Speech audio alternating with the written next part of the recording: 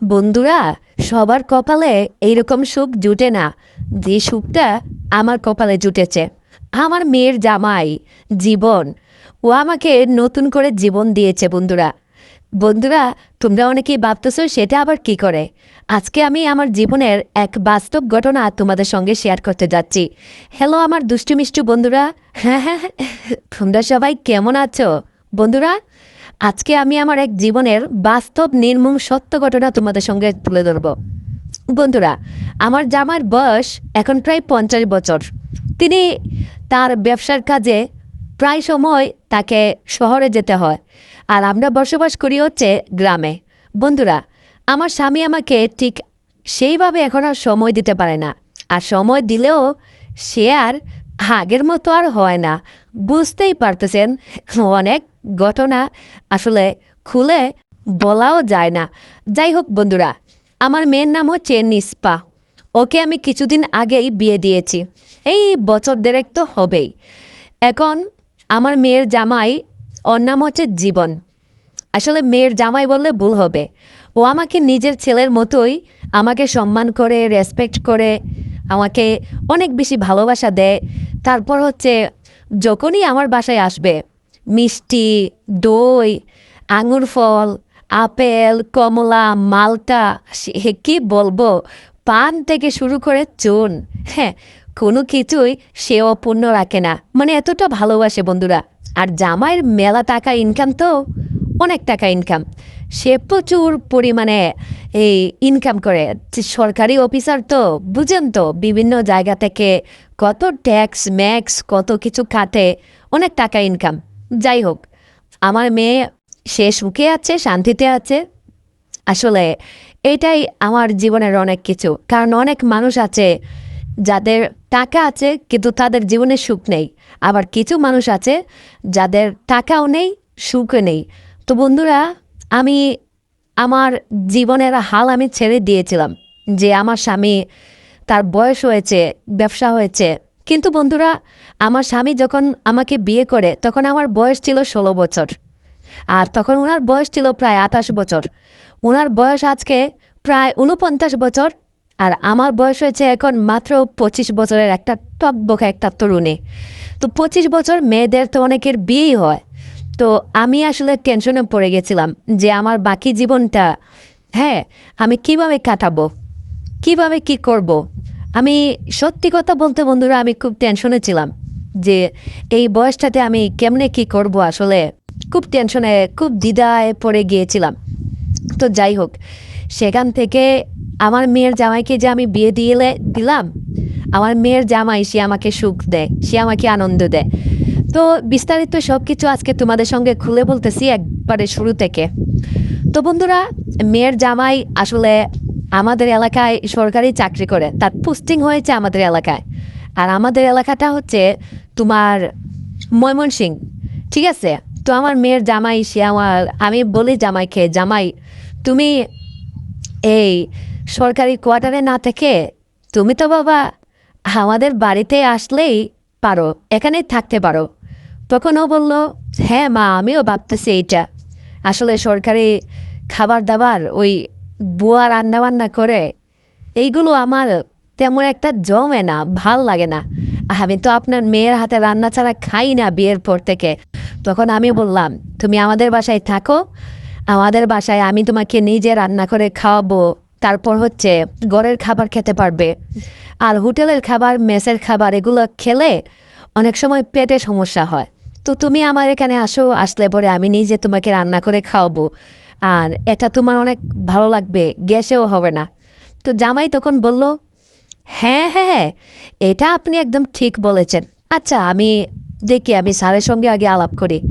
তারপর মেয়ের জামাই জীবন বড় অফিসারের সঙ্গে আলাপ করলো যে আমার যেহেতু এখানে শ্বশুর বাড়ি, আমি এখানেই থাকবো। তখন এই আমার মেয়ের জামাই জীবন, ওর অফিসে যত কলিগ আছে, তারপর হচ্ছে ওর যে স্যার আছে, ও বড় উপর মহলে চাকরি করে, সবাইকে নিয়ে একদিন শুক্রবারে ছুটির দিন আমাদের বাসায় সবাই বেড়াতে আসলো। আসার পর বন্ধুরা, সেদিন আমিও কম যাই না, টাটকা ইলিশ মাছ বাজার থেকে নিয়ে এসেছি, গরুর মাংস, খাসির মাংস, মুরগির মাংস, তারপর হচ্ছে এগুলো বেশ মজা করে জাম্পিং করে আমি রান্না করেছি। তারপর মেয়ের জামাই জীবন, তার তার সাথে যে ফ্রেন্ডরা এসেছে, কলিগস, তারপর হচ্ছে ওর বস, সবাইকে রান্না করে খাওয়ালাম। সবাই রান্না করে সেদিন বেশ প্রশংসা করলো, বলল আমার হাতে নাকি জাদু আছে, আমার হাতের রান্না নাকি ওনাদের সবার মন জয় করেছে। তারপর হচ্ছে আমার মেয়ের জামাইয়ের যে বস আছে, তারা নাকি ভীষণ ফেভারিট, সে নাকি মাঝে মধ্যেই খেতে আসতে চায়। আমি বললাম আসবেন, সমস্যা কি, আমি কি একবারও আপনাদের না করেছি নাকি, এইখানেই তো আপনাদের অফিস, তো মাঝে মধ্যে আসবেন, জীবনের সঙ্গে এসে খাওয়া দাওয়া করে যাবেন। তখন তারা বলল ঠিক আছে। তো বন্ধুরা, তারা বেশ আসলে খাওয়া দাওয়া করে বেশ মজা পেল, বেশ আরাম পেল। তখন আমিও বললাম ঠিক আছে, আপনারা যখনই সময় পাবেন বা ছুটির দিন, বন্ধের দিন চলে আসবেন এখানে। আমার মেয়ের জামাই এরপর থেকে বন্ধুরা সকালবেলা সে 10টার সময় আমার এখান থেকেই বা এই অফিসে যায় এবং রাতে সে আমার সঙ্গে থাকে। বন্ধুরা আসলে আমার স্বামী, যে আমার মেয়ের জামাইয়ের যে শ্বশুর, সে তো শহরে ব্যবসা করে, খুব একটা বেশি আসতেও পারে না। তো জামাই এক রুমে ঘুমায়, আরেক রুমে আমি ঘুমাই। আর আমার সঙ্গে আমার একটা বোনের মেয়ে আছে, ওর নাম হচ্ছে মুন্নি। মেয়েটা ভীষণ মিষ্টি, সারাদিন ওর সঙ্গে আমি গল্প গুজব করি, ও আমার বিভিন্ন কাজে হেল্প করে। আর বন্ধুরা, আমাকে দেখলে কিন্তু একদমই বোঝা যায় না যে আমি শাশুড়ি। সত্যি আসলে যত্নে রাখলে নারী, সে আপনাকে অনেক তৃপ্তি দিবে, সে আপনাকে অনেক শান্তি দিবে। আসলে পুরুষ মানুষ সুন্দর হলে সমস্যা, পুরুষ মানুষ হবে সামলা, কালো এবং টাকাওয়ালা। আর নারী, নারী হবে সুন্দর, পরীর মতো, চাঁদের মতো, আলোর মতো, যে আপনি সারাদিন পরিশ্রম করার পর আপনি যে মেয়েটাকে দেখবেন, আপনার সারাদিনের ক্লান্তি দূর হয়ে যাবে। যাক, এরপর এইভাবে জামাইয়ের সঙ্গে আমার একদিন দুদিন চলে গেল। হ্যাঁ, একদিন জামাই আমাকে বলতেছে, শাশুড়ি আম্মা ভাল লাগতেছে না, মনটা কেমন যেন করতেছে আপনার মেয়ের জন্য, মনে হচ্ছে সেখান থেকে একটু ঘুরে আসি। আমি বললাম কি ব্যাপার জামাই, তোমার শরীর খারাপ নাকি, ভালো লাগবে না কেন বাবা? তারপর আমি ওর রুমে গেলাম, গিয়ে বললাম দাঁড়াও, আমি তোমার ভালো লাগার ব্যবস্থা করতেছি। সে আমাকে বলল শাশুড়ি মা কীভাবে? আমি বললাম বাবা, তুমি তো সারাদিন অফিস করো, তো অনেক ক্লান্ত থাকো, আচ্ছা নাও তুমি তোমার অফিসের জুতাগুলো খুলো। তারপর মেয়ের জামাই তার অফিসের জুতাগুলো খুললো। খোলার পর হ্যাঁ, আমি আমি জুতাগুলো খোলার পর তারপর এই তার মোজাগুলো খুললাম। তারপর সে ঘুমাইলো। ঘুমানোর পর আমি তাকে তেল মালিশ করে দিব। আমি বললাম আমি তোমাকে একটু তেল মালিশ করে দেই, মাথাটা নবরত্ন তেল দিচ্ছি, ঠান্ডা তেল, দেখবা একদম ভালো লাগে, কাজ করতেছে। তারপর বন্ধুরা, আমি আমার মেয়ের জামাই জীবনকে ওর মাথাটা খুব সুন্দর করে আলতো করে আমি মাথাটা আরাম করে ম্যাসাজ করে দিলাম। সেখানে ঠান্ডা নবরত্ন কুলিং তেলটা দিলাম। তখন জামাই আমাকে বলতেছে, উফ শাশুড়ি আম্মা, আপনি তো পুরো কামাল করে দিছেন। হ্যাঁ সত্যি তো, আমার মাথাটা এখন ভীষণ আরাম লাগতেছে। শাশুড়ি আম্মা সত্যি আপনি গ্রেট, আমার এতক্ষণ মনে শান্তি ছিল না, কিন্তু এখন আমার ভীষণ ভালো লাগতেছে। আমি বললাম জামাই, তুমি এত পরিশ্রম করো, আমাকে এত কিছু কিনে দাও, এ শাড়ি চুড়ি, তোমার কাছে কিছু না বললেও তুমি আমাকে দাও। জামাই, তুমি আজকে আমাকে না করতে পারবে না, আজকে আমি তোমার সেবা করব, তুমি শুধু আজকে আরাম করবে। আসলে বন্ধুরা, আমি আমার মেয়ের জামাইয়ের অনেক সেবা করতে চাই, অনেক যত্ন করতে চাই। আসলে আমার তো বয়সটা একটু কম, অল্প বয়সে শাশুড়ি হয়ে গেছি তো এই জন্য আসলে জামাইয়ের সেবা যত্ন করতে পারি না। জামাই আমাকে মনে করে আমি ইয়ং মানুষ, জামাই আমাকে সেবা যত্ন করতে দেয় না, বুঝছেন? এই জন্য জামাই আমাকে সেবা যত্ন করতে দেয় না। তো যাই হোক, জামাই যদি আমাকে সেবা যত্ন নাও করতে দেয়, আমি জামাইকে আজকে জোর করে সেবা করব। এর আগেও আমি অনেকবার ট্রাই করেছি জামাইকে সেবা করার জন্য, কিন্তু কোনোভাবেই সুযোগ পাচ্ছিলাম না। আজকে যেহেতু একটা বড় সড়ো একটা সুযোগ পেয়েছি, আজকে জামাইকে ভালো করে আজকে বোঝাবো। আর সত্যি কথা বলতে বন্ধুরা, আমি তো একটা মেয়ে মানুষ, আমার খুব মন চাচ্ছে, ইস কেউ যদি আমাকে ইচ্ছে মতো যদি আমাকে দিতে পারতো, কি যে একটা ভালো লাগতো বন্ধুরা। মনটা চাচ্ছে, কিন্তু আমার জামাই তো বেটা বুইরা বেটা, বেটার আগের মতো দিতে পারে না রে, দিতে পারে না। মনটা কইতাছে একসাথে 2-3টা পুরুষ যদি আমারে মনটা কইতাছে বন্ধুরা। যাই হোক, এরপরে আসলে আমাদের মহিলা মানুষ বুঝছেন, পুরুষ মানুষের তারা কিন্তু এই ধরেন যৌবন যখন জ্বালা যখন বাড়ে, তারা কোনো না কোনোভাবে মিটিয়ে ফেলে, বাহিরে হোক, আবাসিক হোটেলে হোক, বা কোনো পল্লীতে গিয়ে হোক, মিটিয়ে ফেলে। কিন্তু বন্ধুরা, আমরা মহিলা মানুষের যে কষ্টটা রে ভাই, কি বলবো, আমরা কি করে মিটাবো?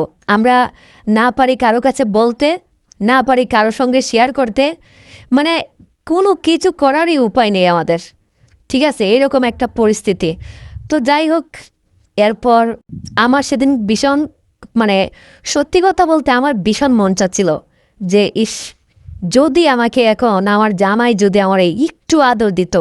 যতই হোক মেয়ের জামাই, তাকে তো আর সরাসরি ওইভাবে বলতে পারি না, হয়তো সেও আমাকে বলতে পারে না, কিন্তু তারও তো আমার মতো ইচ্ছে করতেছে, কিন্তু বলতে পারে না, কারণ তারও তো বউ আমার কাছে নেই। তো যাই হোক, আমি জামাইকে মাথায় তেল মালিশ মাসাজ করে দেওয়ার পর জামাইয়ের পা দুটো ধরে পায়ের তলায় নবরত্ন তেল দিয়ে খুব ভালো করে ম্যাসাজ করে তারপর আসলাম হাঁটুতে। হাঁটু মাসাজ করতে করতে বন্ধুরা, হঠাৎ করে আমার নজরটা চলে গেল ওই দিকে। ওই জায়গায় আমি এত সুন্দর করে মাসাজ করে দিলাম, তখন মেয়ের জামাই আমাকে বলল, শাশুড়ি আম্মা আপনি এটা কি করতেছেন? ও শাশুড়ি আম্মা, এখন তো আমার ভীষণ মজা লাগতেছে। ইস, সত্যি কথা বলতে আপনার মেয়ে তো জীবনেও আমার এইভাবে আদর করে নাই। আপনার মেয়ে কি করে জানেন? রাত্রে খাওয়া দাওয়ার পরে সে তো ঘুমিয়ে পড়ে, তারপর আমার নিজের মতো করে আমি আমার ইচ্ছা মতোই সব কিছু করি। কিন্তু শাশুড়ি আম্মা, আজকে আপনি যে লীলা খেলা দেখালেন, এরপর বন্ধুরা আমি দেখি আমার মেয়ের জামাই, সে তো পুরো পাগলা গুড়া হয়ে গেছে। হ্যাঁ, পুরো পাগলা গুড়া, কি বলবো, তাকে আর কোনোভাবেই আটকানো যাচ্ছে না। মেয়ের জামাই তো এখন পুরো পাগলা গুড়ারে বাইরে ভাই, কি বলবো। এরপরে দেখি জামাই, আমার আর কোনো কিছু করা লাগতেছে না। জামাই আমাকে বলল, শাশুড়ি আম্মা আমি বুঝে গেছি আপনি কি চাচ্ছেন। আসলে আমি বুঝি শাশুড়ি আম্মা আপনার দুঃখটা। শ্বশুর আব্বার তো বয়স হয়েছে, তাছাড়া আপনার এত অল্প বয়স, এই বয়সে আসলে কিভাবে যে থাকেন আপনি, আপনার জন্য আমারও ভীষণ কষ্ট হয়। শাশুড়ি আম্মা আপনি আমাকে আর কিছু বলতে হবে না, এখন আমি বুঝতে পারছি। তারপর সে আমাকে বন্ধুরা খাটের মধ্যে শুয়ে দিল। তারপরে আমি বললাম, জামাই যতই হোক তুমি আমার মেয়ের জামাই, তুমি আমার সঙ্গে এইটা করবে, আমার সত্যি কথা বলতে ভীষণ লজ্জা করতেছে। জামাই তুমি ঘরের লাইটটা বন্ধ করে দাও না। জামাই বলল, শাশুড়ি আম্মা আমি লাইট বন্ধ করলে অন্ধকারে কিছু দেখতে পারি না, আর আমি অন্ধকার রুমে আমি কোনো কিছু করতে পারি না, লাইটটা জ্বালাই থাকলে আমি আপনার সৌন্দর্যগুলো দেখতে পারবো। আরে শাশুড়ি আম্মা আপনি এত সুন্দর, আপনার বডি ফিগার, আপনার শরীর যে এত সুন্দর, আপনার মেয়ের চাইতে আপনি তো ভীষণ সুন্দরী। হ্যাঁ, আরে আপনারা তো যে কোনো পুরুষ মানুষ পছন্দ করবে। আমি বললাম, জামাই সত্যি কথা, আজ পর্যন্ত তোমার শ্বশুরের সঙ্গে সংসার করে প্রায় 17 বছর তো হবেই, কিন্তু তোমার শ্বশুর আমার শরীরের আমার একটা প্রশংসাও করলো না, সে শুধু তার চাহিদাটুকুই মিটিয়েছে। জামাই তুমি আমার যেই প্রশংসাটা করলা বাবা, সত্যি আমার এত আনন্দ লাগতেছে। আসলে মহিলা মানুষ, একজন নারী মানুষ, তখন সে সবচেয়ে সুখী হয়, সে তখন সবচেয়ে বেশি মন ভালো থাকে যখন কোনো ছেলে, যখন কোনো পুরুষ মানুষ একটা নারীর প্রশংসা করে। জামাই তুমি তো আমার প্রশংসা করলা না, তুমি তো আমার মনটা জিতা নিলা জামাই। তারপর বন্ধুরা জামাইকে সেদিন রাতের বেলায় আমরা দুজন এত মাস্তি করলাম, এত আনন্দ করলাম, এত, আমি তো ভাবতেই পারি নাই আমার এই বয়সে এসে, শেষ বয়সে এসে, যে আমি যেই জায়গায় আমি মেয়েকে বিয়ে দিয়েছি সেই জায়গায় মেয়ের জামাই আমাকে বন্ধুরা সেদিন রাতের ঘটনা একটা ইতিহাস হয়ে থাকবে, একটা সাক্ষী হয়ে থাকবে। তারপর সেদিন জামাই আমাকে এত মজা দিল বন্ধুরা, কি বলবো। সারাটা রাত আমাকে 5 মিনিটের জন্য আমি বাথরুমে যেতে চেয়েছিলাম, রাত বাজে তখন 3টা। আমি জামাইকে বললাম, জামাই তুমি তো রাত 12টা থেকে গাড়ি চালাচ্ছ, আমি একটু ওয়াশরুমে যাব, প্রস্রাব করব। জামাই আমাকে বলল, শাশুড়ি মা আপনি প্রস্রাব করবেন, বাথরুম করবেন, যা করবেন সব বিছানায় করেন, হ্যাঁ আজকে আপনাকে ছাড়তেছি না। বাইরে বাই জামাই সে তো পাগলা গুড়া হয়ে গেল, হ্যাঁ এত কঠিন। তো সেদিন বন্ধুরা আমার খুব ভালো লাগছিল। এরপর সকালবেলা ঘুম থেকে উঠে আসলে সেদিনের সকাল আমার কাছে মনে হয়েছে এক অন্যরকম সকাল। এই সকাল এর আগে আমি আর দেখি নাই। সত্যি কথা বলতে আমার কাছে এতটা ভালো লাগছে তোমাদেরকে বলে বোঝাতে পারবো না। শরীরটা ছিল আমার খুব হালকা লাগতেছিল, খুব পাতলা লাগতেছিল, মনে হচ্ছিল ইস এক দুনিয়ার এক অন্যরকম এক স্বর্গে আছি আমি, দুনিয়ার এক অন্যরকম স্বর্গে আমি বাস করতেছি। আমার কাছে তখন বিষয়টা এইরকম মনে হয়েছিল। তো এরপর থেকে বন্ধুরা আমি আমার জামাই, হ্যাঁ সে তো এখন তার বাড়িতে আর যেতেই চায় না, আমার মেয়ের কাছে আর যেতেই চায় না। সে আমাকে বলে, শাশুড়ি আম্মা আপনি আমাকে যে মজা দিয়েছেন, আপনি আমাকে যেই আনন্দ দিয়েছেন, এই আনন্দ ছেড়ে এই মজা ছেড়ে আমি আর যাব না। এরপর বন্ধুরা এইভাবে অনেক দিন চলতে থাকলো। আসলে জামাই তো আমাকে আনন্দ দিচ্ছে, এদিকে আমিও ভীষণ মজা পাচ্ছি, ভীষণ আনন্দ পাচ্ছি। আর একটা ঘটনা ঘটেছে আমার সঙ্গে, সেটা কি জানেন? ওই যে আমার মেয়ের জামাই মানে জীবন, ওর অফিসে যে বস আছে, সিনিয়র বস, অত সরকারি চাকরি করে, তো অনেক দিন যাবত তোর প্রমোশন হচ্ছিল না। ওর বসে ওকে আমার কথা বলেছে জীবন তোমার শাশুড়ি কিন্তু ভীষণ সুন্দর আছে, সেদিন তোমার শাশুড়ির হাতে রান্না খেয়ে আমি তো এখনও আমার জিহ্বায় স্বাদ লেগে আছে। ঠিক আছে, জীবন তখন বুঝতে পারলো। তখন সে আমার কাছে এসে রাতের বেলায় আমাকে বলতেছে, শাশুড়ি আম্মা আপনাকে একটা কথা বলবো। আমি বললাম, হ্যাঁ জামাই বলো। তখন জীবন আমাকে বলতেছে, শাশুড়ি মা শ্বশুর আব্বাও তো এখন শহরে ব্যবসা বাণিজ্য করে, তাছাড়া সে তো আপনাকে আর আগের মতো একদমই সময় দিতে পারে না। আমি আপনাকে এখন সময় দিচ্ছি, আর আমিও তো আপনাকে সব সময় দিতে পারবো না। আপনার যে চাহিদা, শাশুড়ি আম্মা আমি বললাম, তুমি না দিলে আমি এখন কই যাব, আমাকে কে দিবে? তখন জামাই আমাকে বলল, আমি একটা কথা বলতে চাই আপনাকে, যদি রাগ না করেন। তখন আমি বললাম, রাগ করবো? হ্যাঁ কেন, রাগের কি আছে? জামাই তুমি কি কোনো কিছু বলতে চাও? জামাই মুখটা ছিল একটু মানে বেজার। তখন আমি বললাম, বাবা তুমি আমার মেয়ের জামাই, দেখো আমার একটা মাত্র মেয়ে, আমার কোনো ছেলে সন্তান নাই, আমার আর কোনো মেয়ে নাই, তুমি আমার একমাত্র জামাই। জামাই মনের ভিতরে যদি তোমার কোনো কথা থেকে থাকে আমাকে নিয়ে বলতে পারো, কোনো দ্বিধা রাখো না। দেখো বাবা আমি তোমাকে নিজের সন্তানের মতোই দেখি। তখন জামাই আমাকে বলল, শাশুড়ি আম্মা সরকারি চাকরি করি, খুব একটা বেশি বেতন পাই না, মাসে মাত্র 40,000 টাকা বেতন পাই।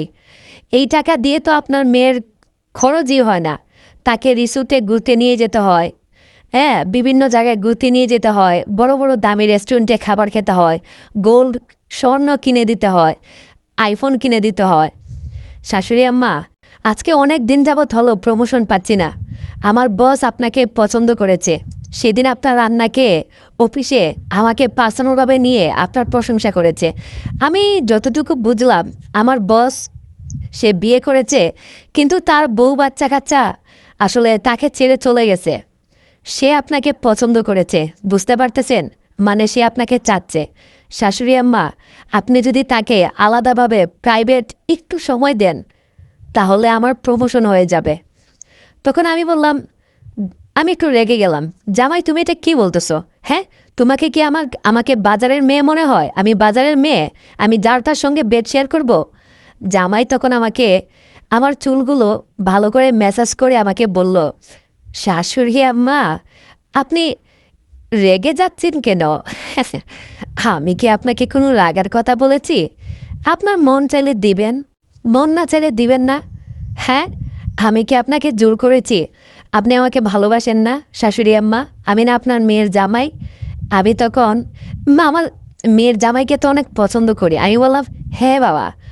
তখন সে আমাকে বলল, দেখেন, আপনি যদি একটু রাজি হন, মানে আপনার আপনি যদি একটু ম্যানেজ করে নিতে পারেন, তাহলে অফিসে আমার বড় ধরনের একটা প্রমোশন হবে।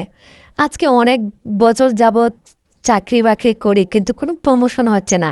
আর যদি প্রমোশন হয়, আমার স্যালারিটা 40 থেকে 60 চলে আসবে। আর আমাদের তো তখন আর কোনো অভাব থাকবে না।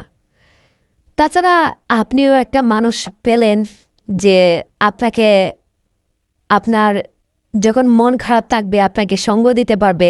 আর তাছাড়া আমি তো আছি। তখন আমি অনেক চিন্তা করে দেখলাম যে আমার মেয়ের জামাইয়ের চাকরির প্রমোশনের একটা ব্যাপার। জামাই যেহেতু এত করে বলতেছে, আর তাছাড়া এতে তো আমারই লাভ হবে। আসলে আমরা গড়ে কিন্তু এক তরকারি খেতে প্রতিদিন ভালো লাগে না। মাঝে মধ্যে তরকারি চেঞ্জ করলে একটু স্বাদ লাগে। তো এক পুরুষে তো আর মজা নেই। যদি পুরুষ চেঞ্জ করি, হ্যাঁ, এইটা কিন্তু ভীষণ একটা মজা হবে। তখন আমি বললাম, আচ্ছা ঠিক আছে, দেখো জামাই, তুমি কিন্তু আমাকে একদমই ওইরকম মেয়ে ভাববে না, ঠিক আছে? আমি কিন্তু তোমার শাশুড়ি, শুধুমাত্র তোমার কেরিয়ারের কথা চিন্তা করে। হ্যাঁ, আমি রাজি হলাম। আচ্ছা, তুমি নিয়ে এসো। তারপর বন্ধুরা, আমি চলে গেলাম আমার কাজে। আর আমার মেয়ের জামাই অফিসে গিয়ে পরের দিন সে রাতের বেলায় নিয়ে আসলো। নিয়ে আসার পর আমি রাতের বেলা তার জন্য আবার সেই ইলিশ মাছ, তারপর হচ্ছে গরুর বুনা করলাম, রান্না করলাম। সে আমাকে এসেই বলতেছে, এই বলতেছে, ভাবি, সেদিন আপনার হাতের রান্না খেয়ে, হ্যাঁ, আমার তো মুখে এখনও সেই স্বাদ লেগে আছে। আমি তো এখনও আপনার রান্নার কথা বলতে পারতেছি না। বাহ, সে কি স্বাদ! মনে হচ্ছে একদম আঙুল চেটে ফুটে খাই। আমি বললাম, খান খান, আরও কিছু খাবেন আজকে। তখন সে আমাকে বলল, অনেক খুশি হয়ে গেল। তখন রাতে আমরা সবাই খাওয়া দাওয়া করলাম 10টা। আমরা আড্ডা দিলাম কিছুক্ষণ, রাত 12টা পর্যন্ত। তখন বন্ধুরা, আমার মেয়ের জামাই আর একটা রুমে গিয়ে ঘুমিয়ে পড়লো। আর আমার সঙ্গে সেদিন ওর অফিসের বস ছিল। তখন সে আমার কাছে আসলো। তখন এসে সে আমাকে কিছু টাকা দিল, একটা 50,000 টাকার একটা বান্ডেল দিল।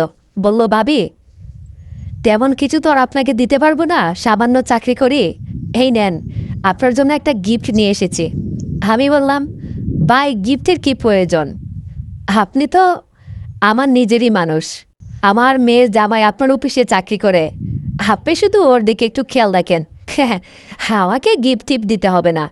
তখন সে আমাকে বলল, আরে ভাবি, এটা আপনাকে বলতে হবে না, আপনার মেয়ের জামাইকে আমি কালকেই প্রমোশন দিব। আর এটা আপনার জন্য একটা ছোট্ট একটা প্রমোশন। সে আমাকে একটা 50,000 টাকার একটা বান্ডিল ধরিয়ে দিল। তার মানে আমি বুঝলাম সে খুব বড় ধরনের একটা অফিসের বস, সরকারি। আর সরকারি তো কোনো টাকার কোনো হিসাব নেই, তাদের তো অনেক টাকা বেতন। তখন আমি জিজ্ঞাসা করলাম, ভাই, আপনার স্যালারি কত? তখন সে আমাকে বলল, সরকারি স্যালারি তো 5 লাখ টাকা। আর ট্যাক্স, ঘুষ, বিভিন্নভাবে টাকা কামাই প্রতি মাসে, মনে করেন 50 লাখ টাকা কামাই। আমি বললাম, ওরে বাবা, 50 লাখ টাকা! তখন আমি ভাবলাম, এই মালদারে যদি পড়াইতে পারি, হ্যাঁ, লাইফ তো পুরো জাকা নাকা। সেদিন রাতের বেলা বন্ধুরা, আসলে সে সরকারি চাকরি করে তো একটু মোটা সুটা, তারপর হচ্ছে তার একটা বুড়ি বাড়ি বের হয়ে থাকে। হ্যাঁ, সেদিন আমি দেখলাম সে আসলে সুযোগ পারতেছে না। তখন বন্ধুরা আমি বললাম, ভাই, আপনি শুয়ে পড়েন, বাকি যা করার আমি করতেছি। আমি তাকে সেদিন এত একটা রিল্যাক্স করে দিলাম, এত একটা আনন্দ দিলাম। সে আমাকে সকাল ভোরবেলা বলে, মানে বেশিক্ষণ পারলো না, বুঝছেন, সর্বোচ্চ 10 মিনিট। আমি বললাম, কি ভাই? হ্যাঁ, মাত্র 10 মিনিট, এটাই শেষ? আমার মেয়ের জামাই তো সারা রাত থাকে। তখন সে বলল, ভাবি, সরকারি চাকরি করি তো সারা দিন বসে থাকতে হয়, শরীরে চর্বি জমে গেছে, আগের মতো আর শক্তি নেই। আসলে কি জানেন তো ভাবি, আমি বিয়ে করেছিলাম, আমার একটা সন্তানও হয়েছে, মেয়ে সন্তান। কিন্তু ভাবি, আমার যে ওয়াইফ ছিল তার প্রচুর চাহিদা ছিল। হ্যাঁ, সে আসলে আমার টাকা পয়সা স্বর্ণ অলংকার মেরে তার বয়ফ্রেন্ডের সঙ্গে পালিয়ে গেছে। আমার সুখে নাকি তার পছন্দ হয় না। ভাবি, আপনি আমাকে দিবেন তো সব সময়? আমি বেশিক্ষণ পারি না ভাবি। আমি বললাম, ভাই কোনো সমস্যা নেই, আপনার যখন মন চাবে আমার কাছে চলে আসবেন, আমার দরজা আপনার জন্য সব সময় খোলা। সে এই কথা শুনে ভীষণ খুশি হল। আর বেচারা বেশিক্ষণ পারে না বন্ধুরা, 5 মিনিট 10 মিনিট এইটা কোনো টাইম হলো? আর আমাদের দরকার সারা রাত, না অনেক খেলা জমে না। যাই হোক, সে 50,000 টাকা দিল। পরের দিন আমার মেয়ের জামাইকে অফিসে প্রমোশন দিল। আমার মেয়ের জামাই এসে আমাকে বলতেছে, পফ শাশুড়ি আম্মা, আপনাকে যে কী বলে ধন্যবাদ দিব, আমার তো অফিসে প্রমোশন হয়েছে, আমি এখন বস হয়ে গেছি, আর আমার বেতন এখন প্রায় 70,000 টাকা। আপনি আমার বসকে কি জাদু দেখালেন শাশুড়ি আম্মা? আমি বললাম, কি আর জাদু দেখাবো, তোমার বসকে এমন ফুল বাগান দেখাইছি, সে তো পুরো পাগল হয়ে গেছে। তার শুনো তার আগের বউ নাকি চলে গেছে, সে বেশিক্ষণ পারে না। তখন জীবন বলতেছে, হ্যাঁ শাশুড়ি মা, আপনি আসলে ওকে একটু লুতুর ফুতুর করে দিয়েন, ঠিক আছে? আমি বললাম, ঠিক আছে, সেটা নিয়ে তোমার ভাবতে হবে না। তো বন্ধুরা, এরপর এভাবেই চললো আমার জীবন, এভাবেই। আসলে বন্ধুরা, আমি একটা জিনিস খেয়াল করেছি, মানুষের জীবনটা অল্প কয়দিনের। আসলে আমরা এই জীবনটা ঝগড়া করে, অন্যদের সঙ্গে ঝগড়াঝাটি করে, মনোমালিন্য করে আমরা জীবনটা কাটিয়ে দিই, সম্পত্তি নিয়ে, টাকা পয়সার হিসাব করে। আসলে আজকে মরলে কালকে 2 দিন। আপনার এই হাজার হাজার সম্পত্তি, বাড়ি গাড়ি, ক্ষেত জমি সব কিছু থাকবে ভাই, সব কিছু পড়ে থাকবে, কিচ্ছু যাবে না আপনার সাথে। আপনি দুনিয়ায় যেই এনজয়টা করবেন, যেই মজাটা করবেন, যেই মাস্তিটা করবেন, ঠিক আছে, এইটা দুনিয়ায় মরার পরে আর করতে পারবেন না। তো বলি কি ভাই, যতদিন বেঁচে আছেন জীবনটা এনজয় করেন, সুখে থাকেন। হ্যাঁ, জীবনে কষ্ট করে কী লাভ? টাকা পয়সা বাড়ি গাড়ি কিছুই যাবে না, আজকে মরলে কালকে 2 দিন। তো হ্যালো আমার প্রিয় বন্ধুরা, আজকের এই ভিডিওটা তোমাদের কাছে কেমন লাগছে? যদি বন্ধুরা ভালো লেগে থাকে, তাহলে অবশ্যই চ্যানেলটা সাবস্ক্রাইব করে দিবে এবং আমাদের পাশে থাকবে। আর হ্যাঁ, আমরা যেন আগামীতে আরও সুন্দর সুন্দর ভিডিও নিয়ে আসতে পারি, আমার জীবনের সত্য ঘটনা, সেই জন্য চ্যানেলটার পাশে থাকবে। তো দেখা হচ্ছে আগামীতে নতুন কোনো ভিডিওতে বন্ধুরা। সেই পর্যন্ত তোমরা সবাই ভালো থেকো, সুস্থ থেকো, টাটা।